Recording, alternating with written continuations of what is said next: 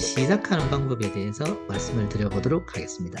글을 시작할 때 다양한 방법이 있거든요. 굉장히 다양한 방법이 있는데 제가 책을 읽고 글을 쓰고 아이들 글을 살펴보면서 글을 시작하는 한 7개의 방법을 정리를 해봤습니다. 이 정도면 아이들이든 심지어 성인들이 글을 쓸 때도 충분해요. 글을 시작하는 방법으로는. 7개를 한번 살펴보시고 어떻게 이걸 가르칠 것인가 한번 고민을 해주시면 좋겠습니다. 첫 번째는 이야기로 시작합니다. 옛날 시골 마을에 착한 농부가 살고 있었다. 이게 이야기죠. 어, 이야기로 시작하는 방식은 특히 이 초등학교 다니는 아이들에게는 반드시 필요한 훈련입니다. 이야기는 사람들에게 재미를 주거든요. 재미있게 뭔가를 시작한다는 느낌이 줘요. 초등학교에 읽는 대부분의 책들이 또 문학 작품과 연관이 있기 때문에 우리 교재에도 문학 작품들이 많이 나오죠. 신화, 역사, 고전, 뭐 이런 것 전부 다 이야기잖아요. 그죠? 이 이야기를 다룰 때는 소재 자체가 이야기이기 때문에 이야기 형식으로 시작하면 돼요.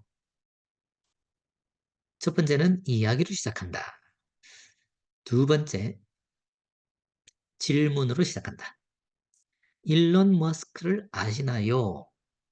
이 질문으로 시작하면 글을 읽는 사람들에게 호기심을 심어주거든요.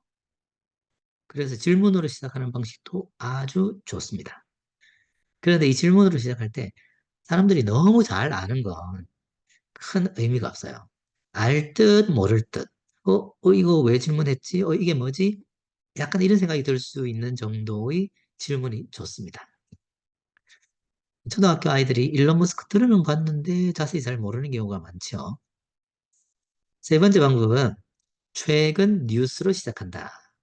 어제 북한이 미사일을 발사했다. 어제 무슨 일이 있었다. 최근 이런 일이 있었다. 뭐 최근에 있었던 일을 가지고 시작하는 거예요. 자, 이건 조금 조심스러운 부분이 있죠. 왜냐하면 내가 지금 글을 쓸 때는 최근인데 시간이 지나버리면 최근 아니죠, 그게. 그래서 이건 시의성이 중요합니다. 자주 쓰면 안 돼요. 재미있긴 한데 자주 쓰면 안 되는 게 최근 뉴스로 시작하는 방식입니다. 네 번째, 통계 자료를 제시한다. 요거 좋아요, 여러분들. 우리 고급 이상으로 가면 이제 신문 기사나 읽을 거리 이런 데서 통계 자료가 자주 나오거든요. 이런 걸 글로 시작하면 사람들에게 새로운 정보도 던지고 호기심도 불러일으키고 이렇게 할 수 있어요. 우리나라에서 반려동물을 키우는 사람이 1,500만 명에 이른다고 한다. 이게 통계 자료잖아요. 우리나라에서 반려동물을 키우는 사람이 1,500만 명이라고? 야, 많다. 제가 이거 보고 깜짝 놀랐거든요. 작년 통계로 1,500만 명이 넘었다고 합니다. 그럼 사람들이 이런 걸 보면 그렇게나 된다고? 이런 생각을 하잖아요. 호기심도 불러일으키고 정보도 전달할 수 있고요. 그럼 당연히 이 이야기는 뭐와 연결이 되겠어요? 반려동물 이야기와 연관이 되겠죠. 이렇게 해서 이제 글을 시작할 때 서론으로 시작하면 사람들이 호기심을 끄는데 좋습니다. 다섯 번째는 주장으로 시작한다. 동물보호법 개정이 시급하다. 주장이잖아. 뭐 해야 한다. 자기 생각을 직설적으로 드러내는 방식이죠. 이런 방식이 신문사설 같은 곳에서 많이 등장을 합니다. 요즘 신문 기사들은 대부분 이렇게 해요. 왜냐하면 요즘 그 네티즌들이 문장을 길게 읽을 수 있을 정도로 마음의 여유가 없거든요. 그래서 두 발씩으로 전개를 합니다. 이렇게 글을 쓰면 글이 속도감 있게 진행되어서 임팩트 있게 느낌이 져요.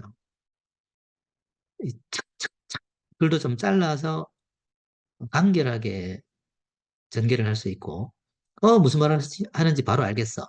이런 느낌을 줄 수 있거든요. 대신 힘은 있는데 조금 딱딱하고 부담을 줄 수 있는 위험성은 있습니다. 여섯 번째, 개념으로 시작한다. 플랫폼이라는 말이 유행이다. 자, 이 개념으로 시작하는 방법도 사람들에게 지식과 정보, 호기심 이런 걸 던질 수 있죠. 좋은 방식이에요. 플랫폼이라는 말이 유행이다. 그럼 플랫폼에 대해서 개념의 설명을 하겠죠. 개념으로 시작하는 방식입니다. 마지막 일곱 번째, 명언이나 격언으로 시작한다. 로마는 하루아침에 이루어지지 않았다는 말이 있다. 명언이나 격언이잖아요. 그죠?